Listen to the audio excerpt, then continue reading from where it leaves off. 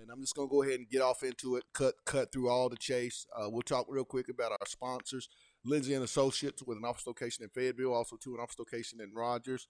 Locomotion, located just below the Northwest Arkansas Mall. Corey Beck's Custom Painting. If you need to look good, residential, commercial, anything that you want to look good, contact Corey Beck and our newest sponsor and my one I'm very fond of, KDK's Chicken. It's located at 989 Razorback Road. And time to get off into it. Let's get off into it. Arkansas 2-4, 4-14 under Coach Chad Morris. Where does Arkansas go from here? I mean, if you're a fan, any viewers, is there another game on the schedule in the remaining 6 ball games that you see Arkansas to have a chance to win? Because I'm going to be quite frank. I think Arkansas is going to be at least 10-plus point underdogs the remainder of the schedule. And I'm going to tell you something. That's even with Western Kentucky. To me, this year, Western Kentucky is the North Texas of this year's schedule. Sitting at 3-1. Ty Story has been 3-1 since he took over, a former Razorback that'll be here in a couple of weeks. They have a big-time defense. Nothing on the schedule is easy anymore. Nothing. So now, with that being said, you're Chad Morris. Do you play the freshman? Because I'm of the belief it's time to see a little KJ Jefferson. Yes, I was one of those thought that the redshirt year would be good, but in an RPO offense that you're trying that you want to run, your biggest option is going to be KJ Jefferson. Point blank, period. Yeah, I've been repping and raving about KJ getting the opportunity to come into the game for a while. I felt KJ possessed the physical statistics that the other guys have. When you look at Starko and you look at Ben Hicks, what KJ's about 6'4", 6'3". About 6'4", 230 pounds. How tall is Starko? 6'4". So when you look at KJ's about at least 210. KJ's 230. 230. Get that? That's the funny part. 230 pounds. So you're already talking about physically outmatches all the other quarterbacks on the roster. Right. So to me, you give him a chance. I felt since day one that's why you brought him here as a freshman. That was the whole sales pitch. Even when you look back when Kelly Bryant was, being recruited by Arkansas, it was, hey, Kelly, you're going to come on. Hey, KJ, you're going to come under here and you're going to, mature under this guy here. And when it's your time called, you're going to get your opportunity to shine. But I don't feel like he's had his opportunity to shine. I feel like the quarterbacks before him have not done anything to really solidify themselves as starters. And the thing that baffles me is that the freshman quarterback at Ole Miss was ranked second in the state coming out of high school in the state of Mississippi at that position behind KJ Jefferson. So you're going to tell me that this guy who's in a program that has struggled just as Arkansas has struggled can get an opportunity and your freshman quarterback, whom some thought were, most media members out of that state thought was the top quarterback in the state. This is a guy that had offers from the likes of Georgia, Mississippi State, Ole Miss. I believe he went on unofficial visits to Tennessee, places like that. He could have redshirted. If you're going to redshirt, you want to go somewhere and watch from the side at like a Georgia or somewhere that, they're going to go to bowl games and it's a winning program. Right now, Arkansas is not a winning program. I mean, let's just be point blank, period, about it. This is a program that's 13-46, 37-57 since 2012 season began under John L. You're at no point the University of Arkansas to be holding back freshmen. And I told you, Demetrius, we talked about this. Think about this. With Joe Adams in that class, with Jarius Wright, Greg Childs, and that group of guys had the type of year that we still want to talk about, that 2010 and 2011 seasons. They were juniors. Bobby Petrino threw those guys in the fire as true freshmen and let them grow up because he realized he had a class. That was pretty much one of the better classes to come through here. And I think, Chad Morris, you have that same opportunity. Should Monte Spivey play? Absolutely. Absolutely. Because you're trying to run two running backs, and it's clear. I was walking in the facility today and saw Rakeem Boyd in another harness, this time to his right shoulder, had surgery on the left shoulder. Devois Whaley is, playing, I think, with some injuries.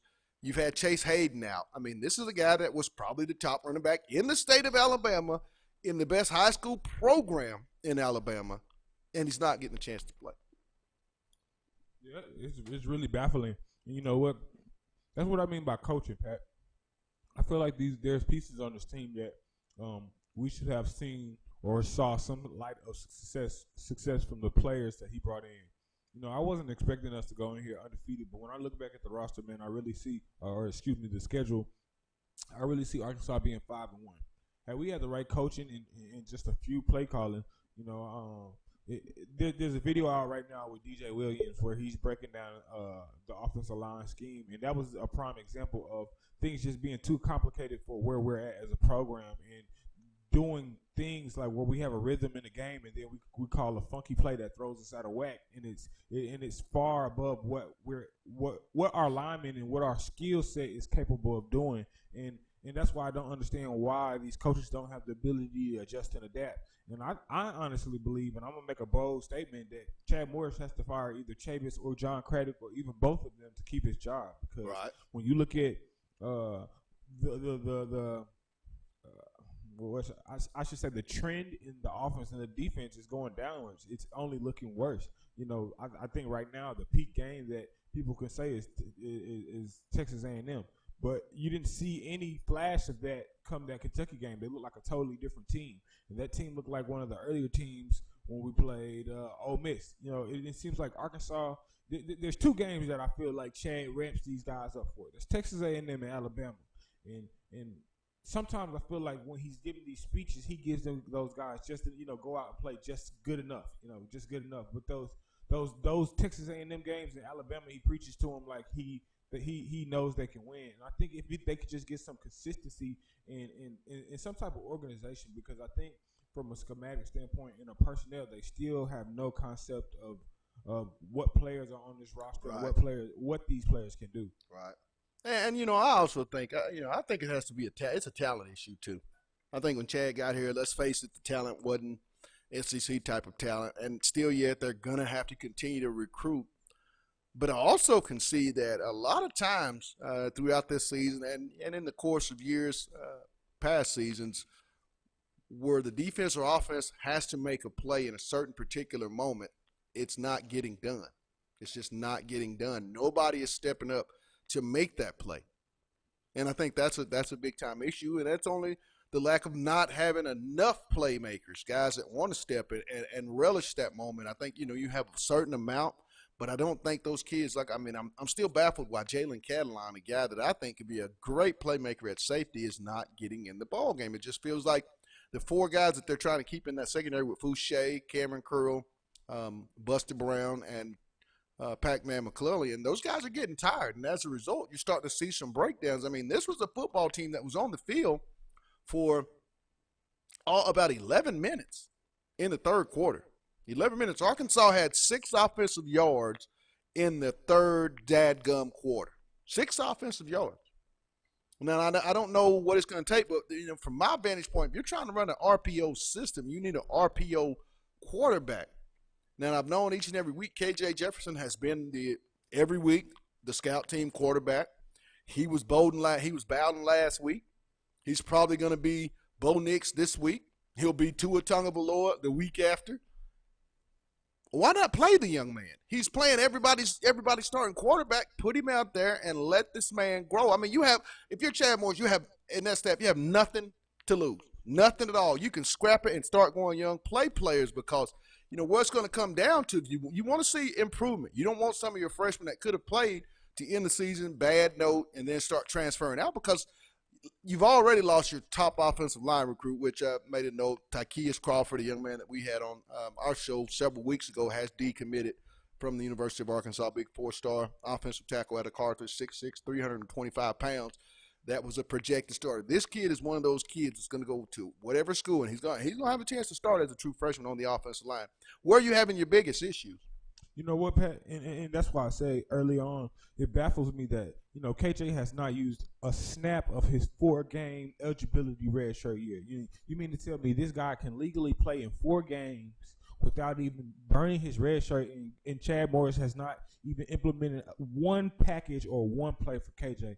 And that to me is where I was lost. I've been preaching that since day one. Why doesn't KJ even do some type of package where he's at least doing the RPO 2 to 3 plays? Where he's doing those quarterback sneaks where it's been hard to get the ball to Rakeem and we're forcing for 2 yards. That's where you give your quarterback the big man. The same thing we were doing with what's Steamboat from last year? I always forget his name. Or the big quarterback we had from last year. Oh, you're talking about Cole Kelly. Cole Kelly. He's a more athletic Cole Kelly. How can you be willing to start Cole Kelly and you not want to start KJ Jefferson?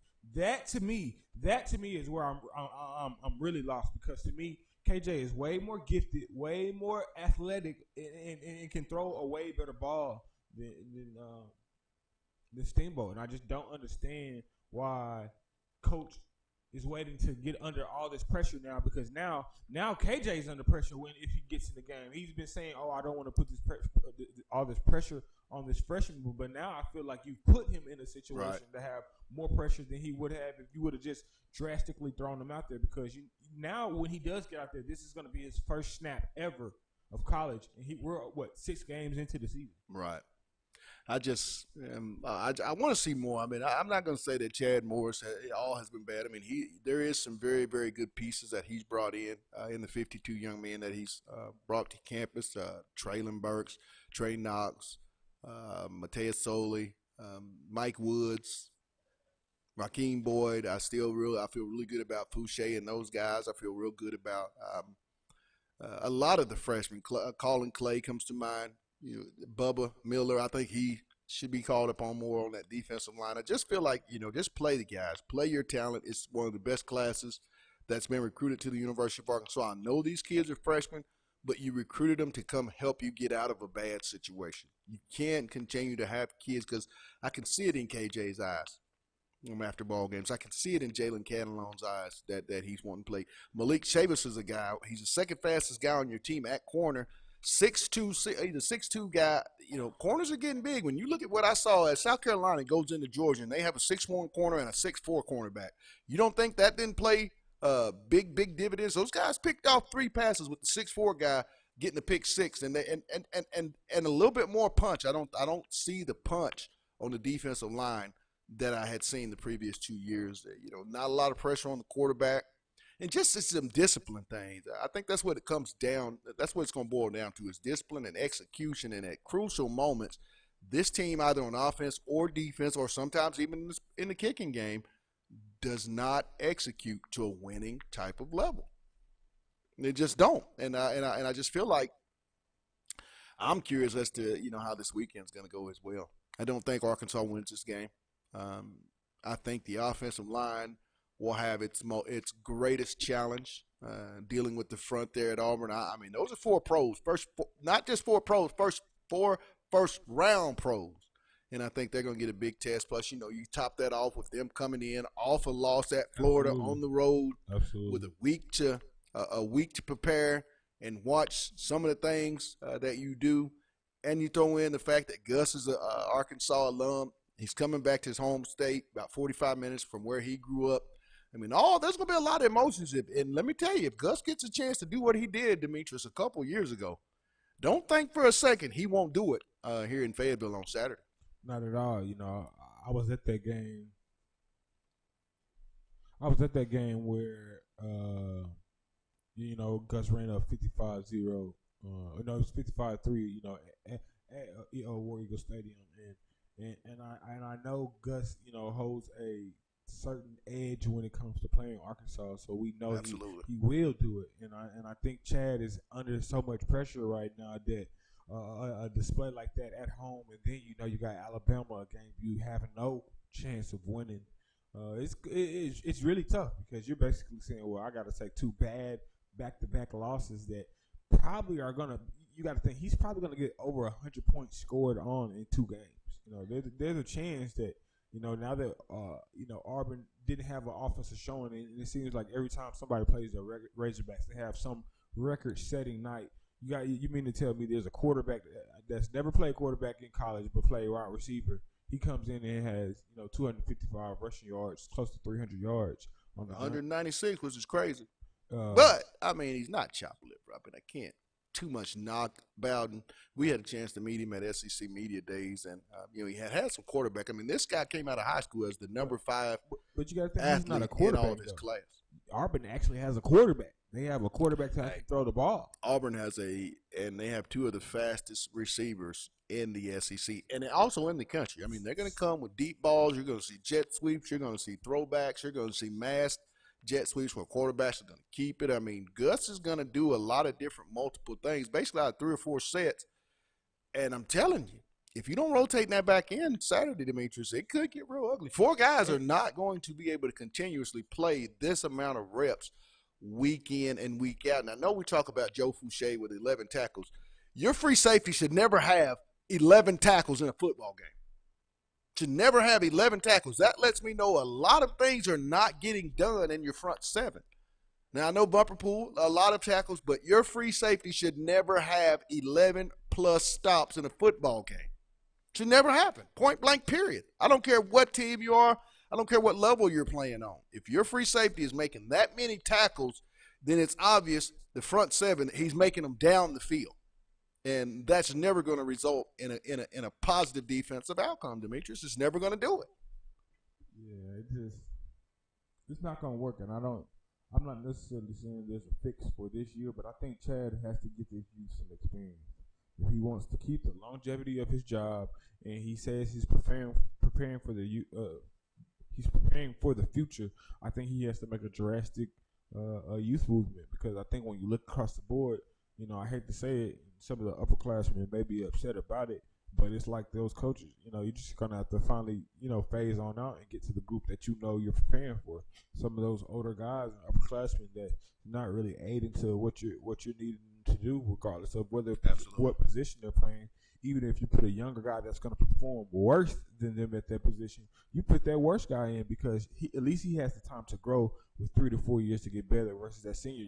He's going right out the door, and then next year you have to deal with that freshman being a red shirt or a sophomore with less game experience. So then you still have to go back and do that cycle of coaching all over again when you can really, get ahead of the scheme and start preparing for next year, just using this year to get guys' experience. And make no mistake, we're not on here to bash the coaching staff or anything, but we're going to call it how we see it, and it's our job and my job to say my opinion. Not to what the fans like, you viewers, not to what you like. I know there's a lot of Razorback fans that watch our show, and they bleed in blue. They bleed Razorback red, and I get all that. But let's come to reality. Let's be real about where this program is. This program has got to be in a major youth movement. The time is now. The time is now in Arkansas. It's not any longer. You cannot continuously have 2 years in a row we've had a quarterback issue. And I know these 2 are grad transfers, but I saw very poor footwork in Saturday's game.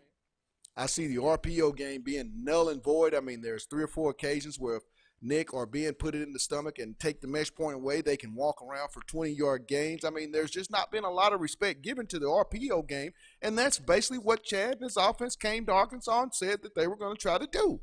You've got to start running the stuff and putting guys out there that can run what you want to run. You look at how Arkansas couldn't get pressure on Lynn Bowden. That's because Lynn Bowden could run. That added element at quarterback loosens up that box. You have to get out of that box because now he can use his feet, create, go down, extend plays, make good pass, get chunk plays in the passing game. It's all about having an RPO quarterback if that's what you want to do. But you're trying to have a pro-style offense in an RPO offense. It's just not going to cut it. Your offensive lineman, I saw very weak play in crunch time on Saturday night. Very weak play. Not to the degree that I had seen, but there's a toughness I think still that they have to get to. I'm telling you, Saturday is going to be one of the tests. You're going to really get a chance to see, you know, the gap between the SEC defensive lines and the Arkansas offensive line over the last couple of years. I think all that will come to fruition on Saturday by how the defensive front's going to play for Auburn. What's so scary is it really could probably get ugly before halftime. I mean, Gus is Auburn's one of those teams that can put up 20 points in a half easily, and I hate to say it, but you know, for Chad to be such an offensive guru, and I know it comes down to having Jimmys and Joes and dudes or whatever you want to call them, but to me, Chad is looking like a recruiting coach right now. He's not looking like a head coach. He's looking like a guy that, yes, he can identify talent, but that doesn't necessarily know how to put that talent in the best position. And I think that's where he has to make those adjustments. He has to start getting creative. He has to start taking more control. You know, that was one of the things I said last year. You know, Chad, for him to be an offensive guru and for offensive play calling to be his bread and butter of why people say, hey, he makes a good coach for here to be here at Arkansas. He is that Petrino flavor when it comes to, you know, his play creativity. I'm not seeing it right now, and I think right now he has to really take control. He really has to take 100% responsibility over this team. As the head coach, you have to grab this and show leadership, because right now it's too many people pointing the finger at other people. Oh, it's your fault. It's your fault. But I'm not seeing Chad say, hey, guys, this is my fault. I look at this staff, and I liken it to Coach Anderson. You know, he had such loyalty to the guys on his staff about family. They had been with him for like a Melvin Watkins. They'd been with him the whole time, coaching from his time at Missouri to here at Arkansas. You have to make some hard decisions, and I think at the end of the year, I think Chad's going to have to sit down and evaluate his staff from top to bottom. I'm not going to make a racist statement, but I think there needs to be a little more African American descent on the staff. I mean, and that's not a racist statement. That's a true statement. On staffs, if you go throughout and you look at the staffs throughout the SEC, people, we're dealing with Southeastern Conference athletes.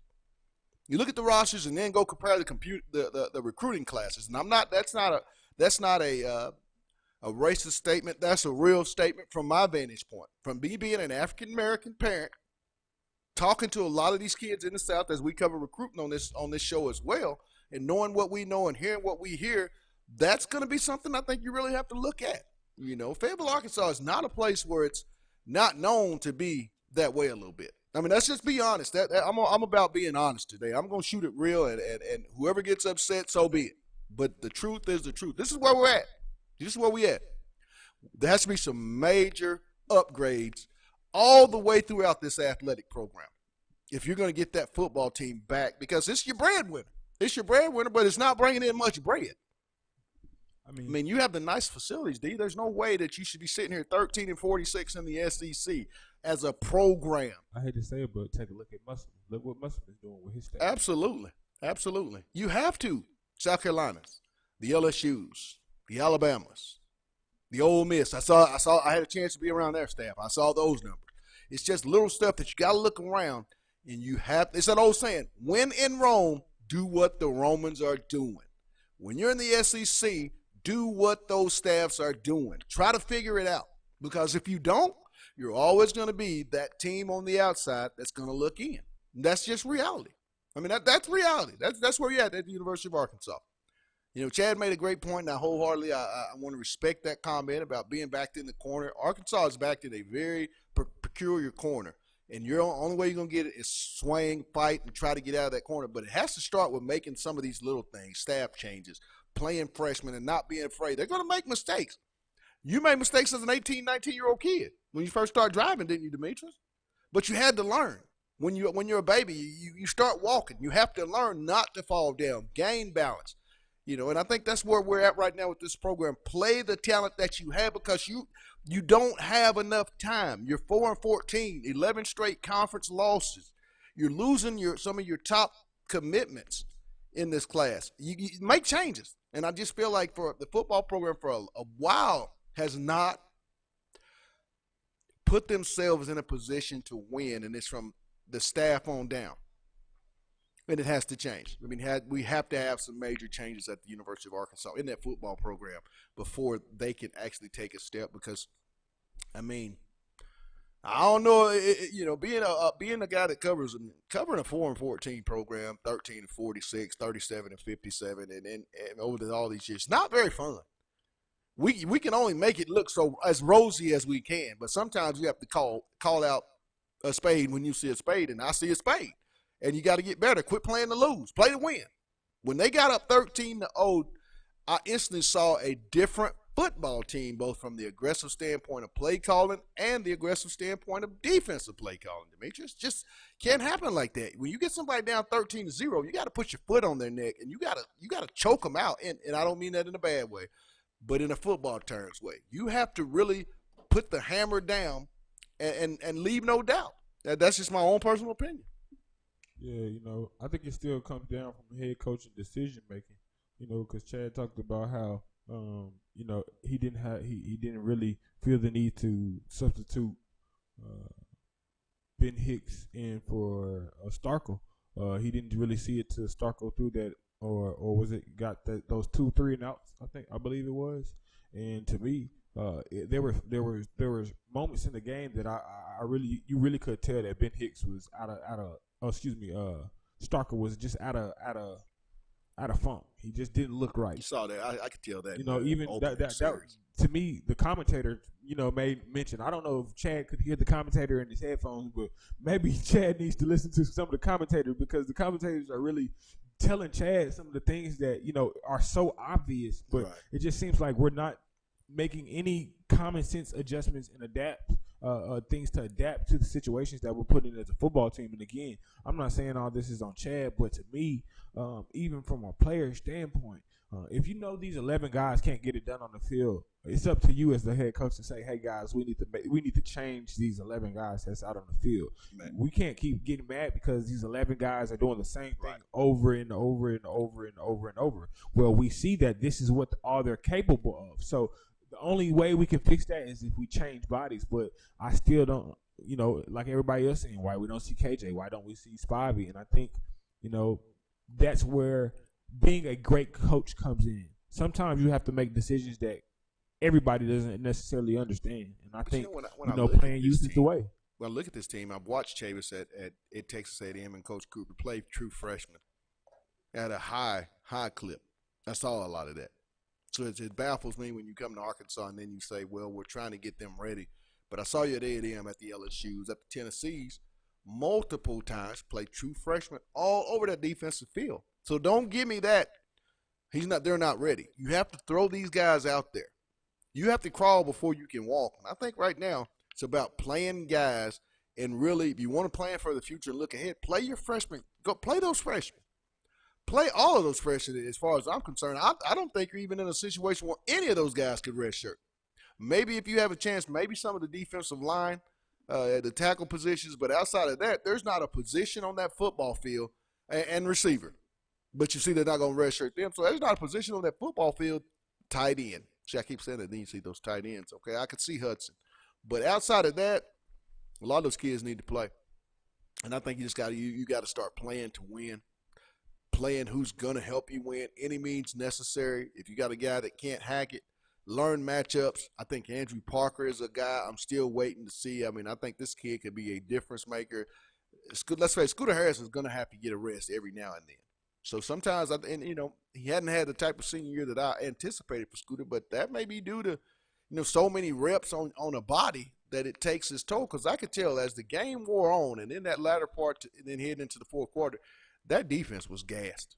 I mean, they were absolutely gassed. And basically on the back end where they started, getting those chunk plays. 6'6" wide receiver that's rotating in.